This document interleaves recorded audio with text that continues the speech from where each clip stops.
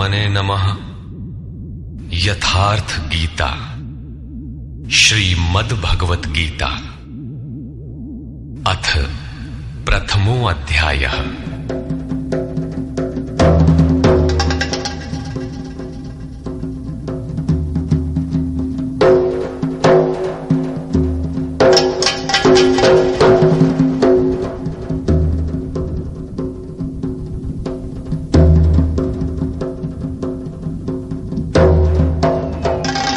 धृतराष्ट्र उवाच।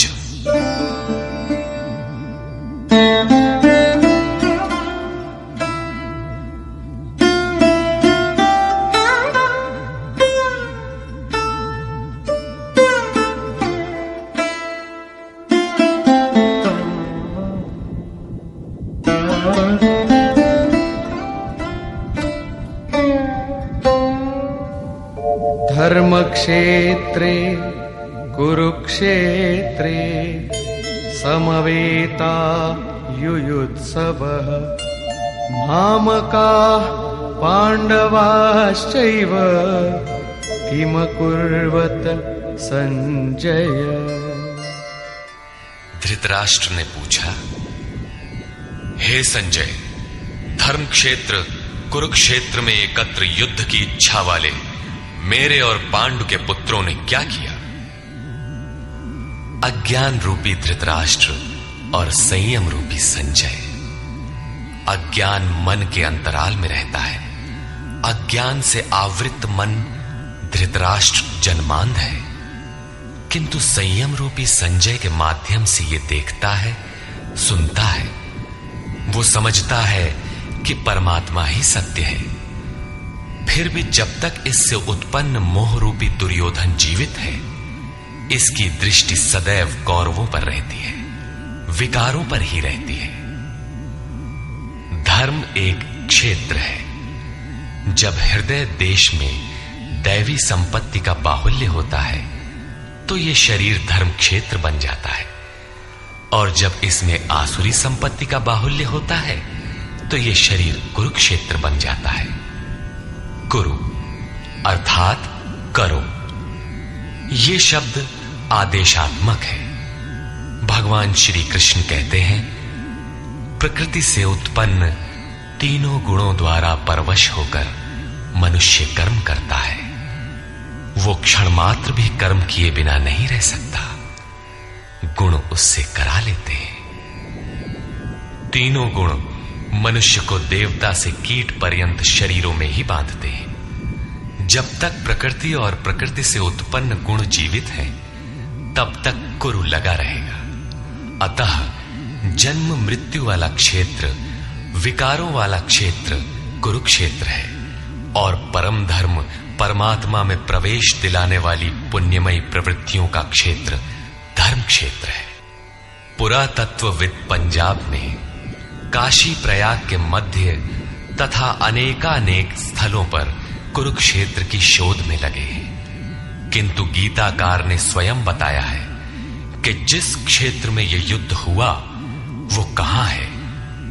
इदम शरीरम कौन्तेय क्षेत्र मित्यभिधीयते।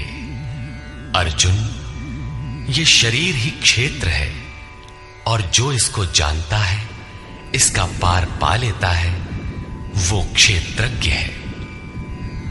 आगे इन्होंने क्षेत्र का विस्तार बताया, जिसमें 10 इंद्रियां, मन, बुद्धि, अहंकार, 5 विकार और 3 गुणों का वर्णन है। शरीर ही क्षेत्र है, एक अखाड़ा है। इसमें लड़ने वाली प्रवृत्तियां 2 हैं, दैवी संपद और आसुरी संपद। पांडु की संतान और धृतराष्ट्र की संतान सजातीय और विजातीय प्रवृत्तियां। अनुभवी महापुरुष की शरण जाने पर इन दोनों प्रवृत्तियों में संघर्ष का सूत्रपात होता है। यह क्षेत्र क्षेत्रज्ञ का संघर्ष है, और यही वास्तविक युद्ध है। विश्व युद्धों से इतिहास भरा पड़ा है, किंतु उनमें जीतने वालों को भी शाश्वत विजय नहीं मिलती। ये तो आपसी बदले हैं। प्रकृति का सर्वथा शमन करके प्रकृति से परे की सत्ता का दिग्दर्शन करना और उसमें प्रवेश पाना ही वास्तविक विजय है। यही एक ऐसी विजय है जिसके पीछे हार नहीं है। यही मुक्ति है जिसके पीछे जन्म मृत्यु का बंधन नहीं है। इस प्रकार अज्ञान से आच्छादित प्रत्येक मन संयम के द्वारा जानता है कि क्षेत्र क्षेत्रज्ञ के युद्ध में क्या हुआ। अब जैसा जिसके संयम का उत्थान है, वैसे वैसे उसे दृष्टि आती जाएगी। संजय उवाच। दृष्ट्वा तु पाण्डवानीकं व्यूढं दुर्योधनस्तदा आचार्यमुपसंगम्य राजा वचनमब्रवीत्। उस समय राजा दुर्योधन ने व्यूह रचना युक्त पांडवों की सेना को देखकर द्रोणाचार्य के पास जाकर ये वचन कहा। द्वैत के आचरण ही द्रोणाचार्य हैं। जब जानकारी हो जाती है कि हम परमात्मा से अलग हो गए हैं, वहां उसकी प्राप्ति के लिए तड़प पैदा हो जाती है। तभी हम गुरु की तलाश में निकलते हैं। दोनों प्रवृत्तियों के बीच यही प्राथमिक गुरु है। यद्यपि बाद के सद्गुरु योगेश्वर श्री कृष्ण होंगे, जो योग की स्थिति वाले होंगे। राजा दुर्योधन आचार्य के पास जाता है। मोह रूपी दुर्योधन। मोह संपूर्ण व्याधियों का मूल है। राजा है। दुर्योधन दुरु अर्थात दूषित, योधन अर्थात वह धन।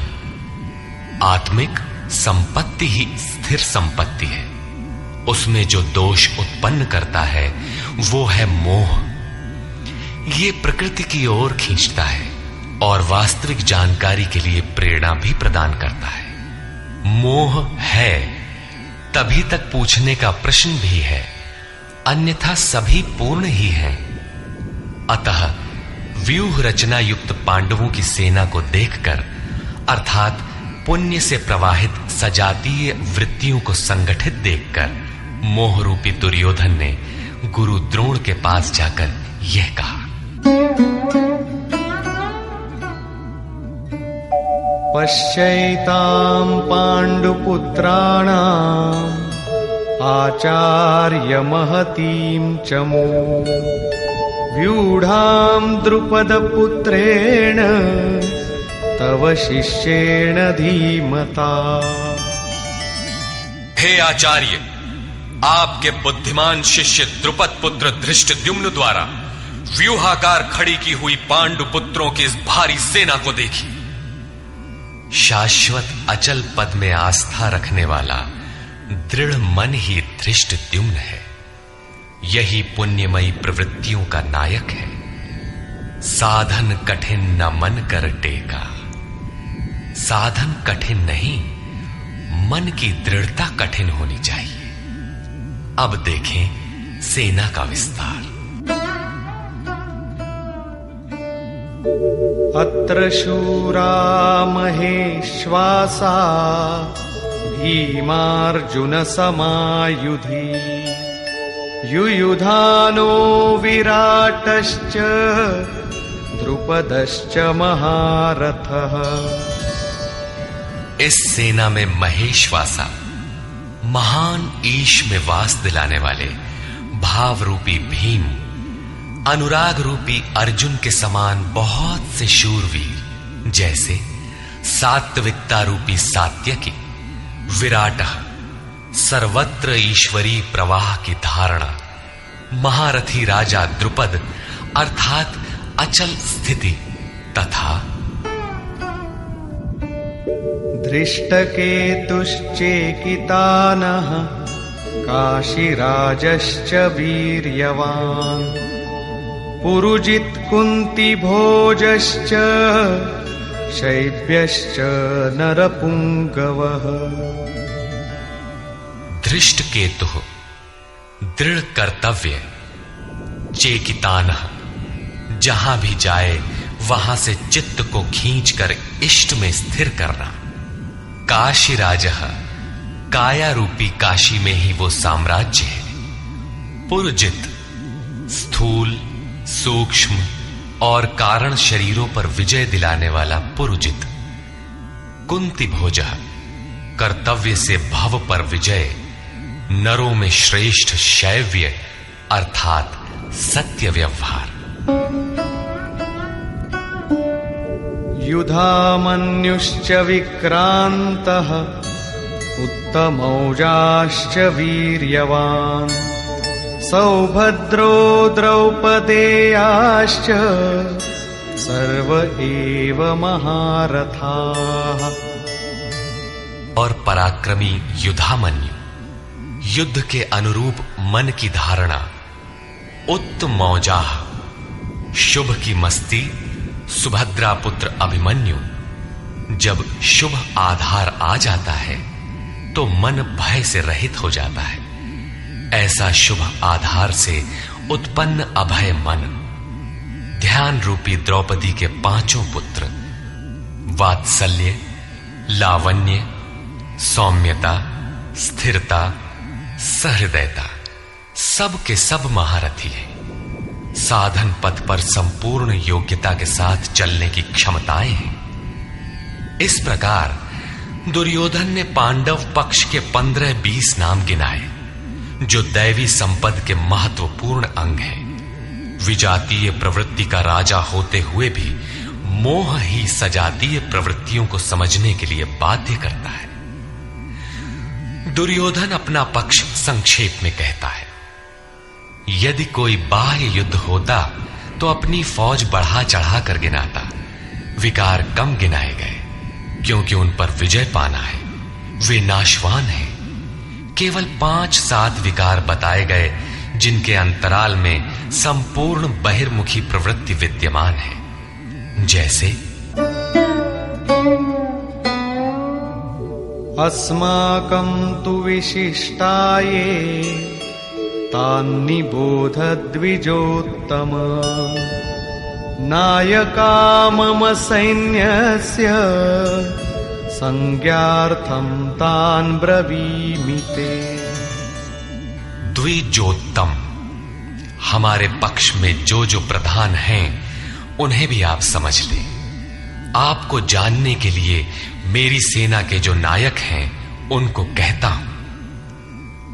बाह्य युद्ध में सेनापति के लिए द्विजोत्तम संबोधन असामयिक है।